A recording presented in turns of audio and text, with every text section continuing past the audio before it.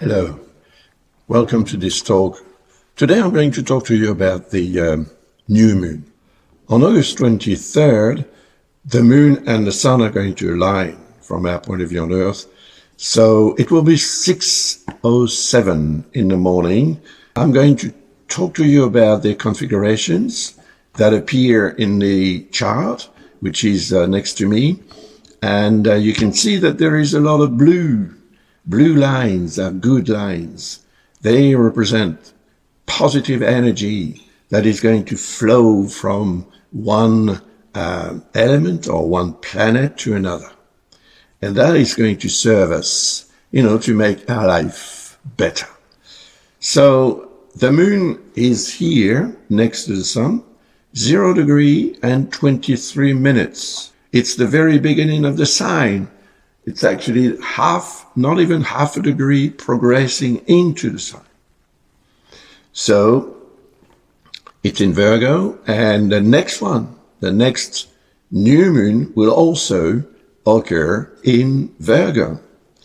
So that'll be 2 new moons in the same sign. It's not that rare, but it is an event.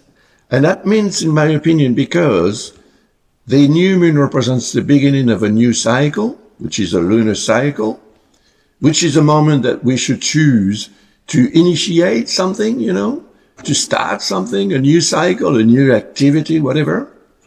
So when there is 2 new moons in the same sign, well, it means that perhaps if we don't have a chance or do not succeed in actually getting involved in a new cycle, we'll have a second chance by the end or nearly the end of this sign.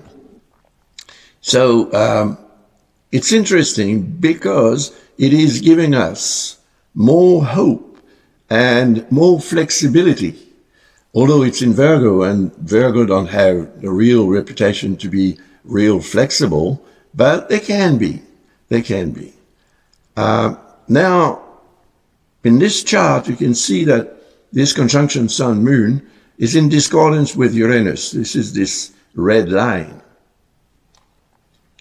Well, it indicates that a drastic, sudden, unexpected change could occur. The moon is going to progress by approximately 1 degree every 2 hours.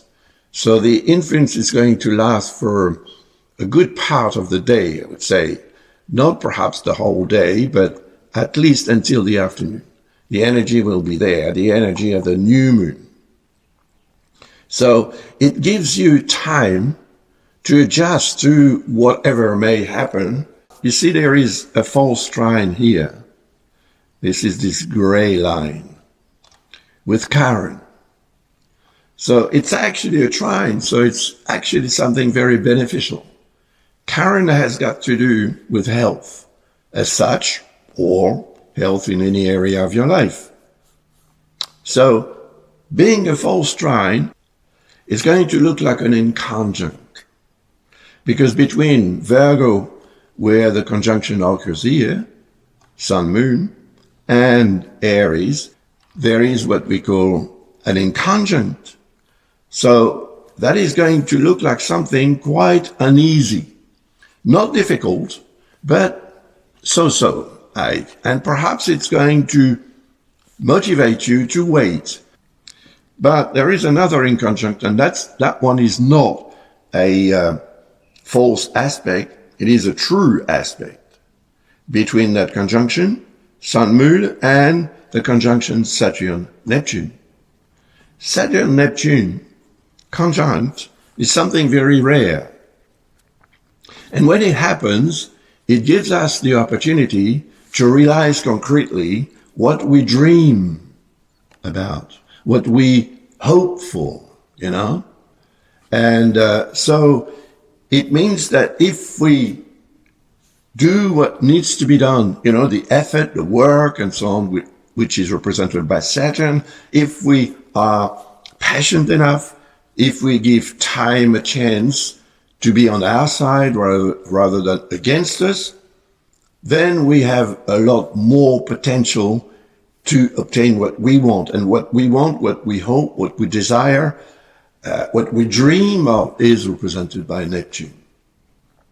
But the inconjunct represents the tendency that we have to procrastinate. So maybe the potential will be assessed clearly, but perhaps because it is assessed clearly, we will give us more time. We will give ourselves more time to obtain what this conjunction Neptune-Saturn represents. It's a choice. It doesn't mean that it is not going to happen at all, but it will be delayed. And it will be delayed as well because there is an inconjunct, another one, with Pluto. And Pluto represents the price to pay, to make the change something that will serve us rather than the contrary.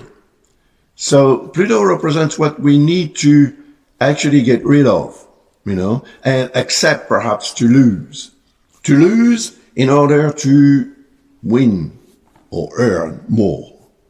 That is a choice once again, but because of the inconjunct, we may feel that the time is not right, and we may also feel that the holiday season is not finished yet, because that's the 23rd of August. If you're on holiday, maybe you have another week to go.